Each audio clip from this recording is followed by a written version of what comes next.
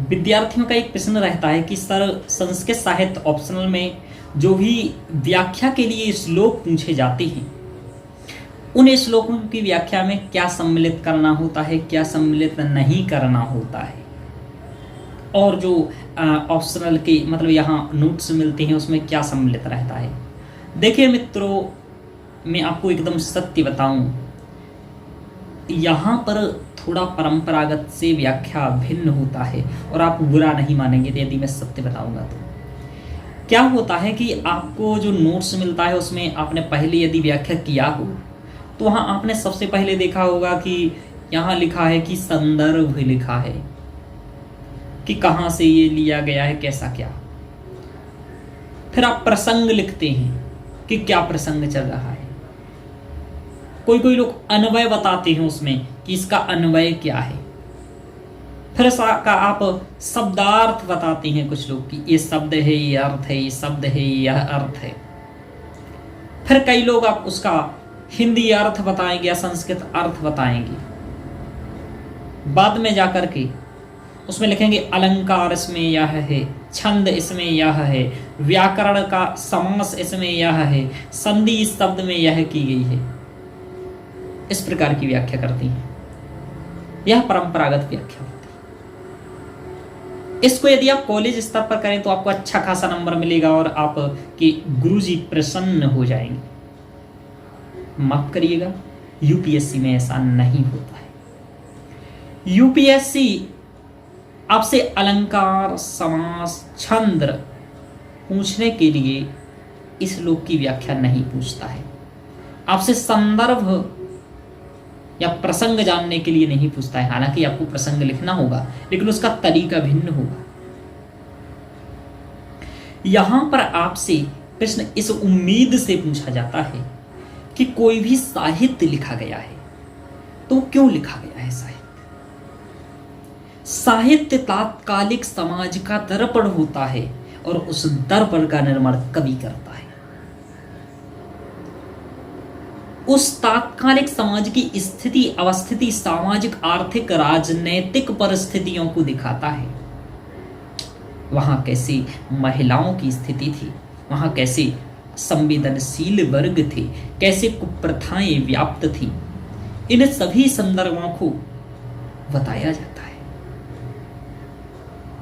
अब आप उस श्लोक को पढ़ते हैं और श्लोक को पढ़ने से या उसके श्लोक से कितना उस समय की स्थिति को समझते हैं, उसकी बातों को समझते हैं, यह सब छुपे हुए रहस्य निकालने होते हैं। दूसरा, कोई भी व्यक्ति रहता है अपने तात्कालिक परिवेश से या समकालिक परिवेश से प्रभावित रहता है, कभी भी प्रभावित रहता है। यदि आप मॉल में बैठ करके कविता बना रहे हो तब कैसी कविता बनाएगी? आपको संपूर्ण दुनिया भौतिकवादी लगेगी। यदि आप वही चीज सुनसान जंगल में बना रहे हो, वही कविता आपको दूसरे प्रकार का लगेगा। यदि मंत्रालय में बैठ करके आप बना रहे हैं तो दूसरा लगेगा। जैसा आपका परिवेश रहता है वैसे प्रभावित रहता है और कभी भी इस चीज से प्रभावित रहता है, क्योंकि वह भी मनुष्य मात्र है। तो आप उस समय की को कैसे समझ पाते हैं, साहित्य से कैसे उस समय को समझ पा रहे हैं, इसलिए आपको वह संस्कृत साहित्य के माध्यम से लगा है। दूसरा, आप लोग यह भी जानते हैं कि भारत की प्राचीनतम भाषाओं में एक महत्वपूर्ण भाषा संस्कृत रही है, या फिर आप यह कह दें कि सबसे प्राचीन भाषा भारतीय संस्कृत रही है। कुछ भी आप कह दें, लेकिन यहाँ यह महत्वपूर्ण है कि इस संस्कृत साहित्य रहा है और संस्कृत का साहित्य व्यापक है। इससे आप तात्कालिक को समझते हैं। हालांकि उसमें कुछ ऐतिहासिक साहित्य, महाकाव्य भी लिखे गए हैं, ऐतिहासिक साहित्य लिखा गया है, जैसे हर्षचरितम वगैरह आप पढ़ते हैं, तो ये सब आपके तात्कालिक स्थिति को बताते हैं। उसी को समझने का प्रयास करना पड़ता है और उन्हीं छुपे रहस्यों को बताना पड़ता है। दूसरा, यदि वह उस परिवेश की समस्याओं को, कोई समस्याओं को, आज जो समस्याएं हैं उसको दूर करने में यदि वह श्लोक कोई महत्वपूर्ण शिक्षा प्रदान कर रहा है तो उसको भी आपको बताना पड़ता है। कवि के उस मंत्र को, उस श्लोक को पढ़ करके आप उसका समझते हैं कि यह किन किन विषयों का ज्ञाता है। जैसे कि यदि आप मुझसे पढ़ेंगे और किसी अन्य संस्कृत वाले टीचर से पढ़ेंगे, तब यदि आप मुझे संपूर्ण समझेंगे और मेरी बातें सुनेंगे, तब आप यह समझ जाएंगे कि इन्हें यूपीएससी के जीएस का अभिज्ञान है या विज्ञान नहीं है, या किसी अन्य टीचर को क्या है। तो आप मेरी भाषा पढ़ाने, उदाहरण इत्यादि से मैं किस चीज का दे रहा हूं, उससे आप समझ पाते हैं। जैसे आप सामान्य देखिए कि कालिदास पहला रघुवंश का आपने श्लोक पढ़ा होगा, वागर्था विव संप्रक्तौ वागर्थः पितिवत्तै जगतः पितरौ वंदे पार्वती परमेश्वरौ। इसमें आप देख रहे हैं कि जो शब्द और अर्थ से शिव और पार्वती की तुलना की गई है। शब्द और अर्थ भाषा विज्ञान के महत्वपूर्ण संघटक हैं। शब्द विज्ञान, अर्थ विज्ञान, इसके बाद मीमांसा दर्शन में इसकी बहुत महत्वपूर्ण व्याख्या की गई है। आप इन सभी चीजों को जानते हैं तो इससे पता चलता है कि कालिदास कहीं ना कहीं मीमांसा दर्शन को भी जानते थे। कालिदास ने शब्द और अर्थ में अन्योन्याश्रित संबंध बताया, वैसे ही शिव और पार्वती में अन्योन्याश्रित संबंध बताया, और यह भी सुनिश्चित किया कि इस जगत में स्त्री और पुरुष के माध्यम से ही जगत चल सकता है या आगे बढ़ सकता है। दोनों के संबंध को अटूट संबंध बताया, नित्य संबंध बताया। इसी आप कवि कालिदास के दार्शनिक और भाषात्मक ज्ञान को समझते हैं। तो इस प्रकार के कई सारे गूढ़ रहस्य होते हैं। इस पहले ही मंत्र श्लोक में रघुवंश के में बहुत सारा है।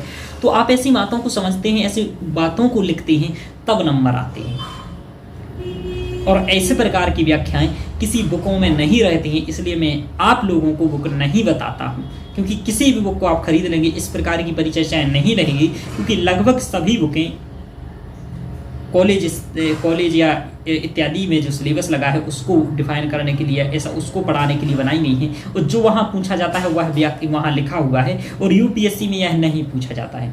इसके लिए विशेष मेहनत करनी पड़ती है, तब आप समझ पाते हैं। कई सारी बुकें पढ़नी पड़ती हैं, अच्छे अच्छे टीचरों से अध्ययन करना पड़ता है, और यही एक लंबे समय को लेकर के मैंने ये किया है, और वही मैं अध्ययन आप लोगों को करा रहा हूँ कि आप लोगों को समझा सकूँ। तो यही आप समझ जाइए कि इसमें व्याख्या के छुपे हुए रहस्यों को बताना पड़ता है। दूसरा, आपको इसमें उस समस्या के तात्कालीन समय का आप क्या समझ पा रहे हैं, यह सब बताना पड़ता है।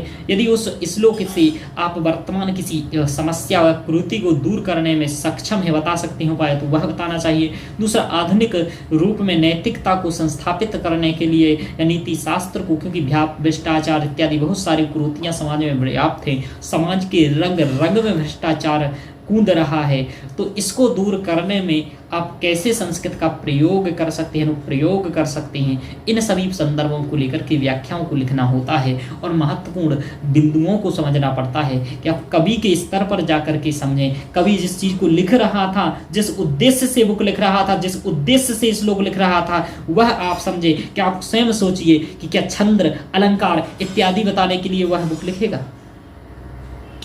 वह श्लोक लिखेगा? छंद अलंकार के लिए, सजावट के लिए नहीं लिखेगा।